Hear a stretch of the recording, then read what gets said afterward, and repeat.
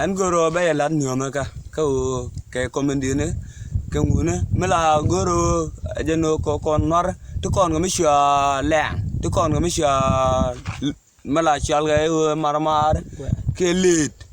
nó tròn tụi tròn á cái nhìn con nó giờ nó mới tí cái đùa goro đi mặt cô đi bình thường nào cô push nè mà nó goro nó mặt trên ní chân thế à cái này cái lẹng kia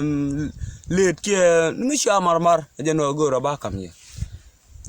ba là nas cái sông nữa giờ nó ăn tiêu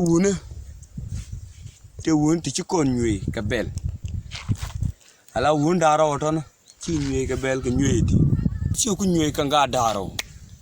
nhụy chả có cặp các càng đào rồi chỉ giống cho bên là tao là một người rồi rai hết đâm mà rai nhìn như nó video mà wow nó video mà wow nó video giờ mày gar mày chỉ riêng nhà bên video chú đồ rồi yết pen nhụy à đùa mà ngồi chỉ wow chú đâm mà nhụy rei no wow mà đều có là quê là chết ở ngoài đó nằm anh đùa gà này đi qua được cái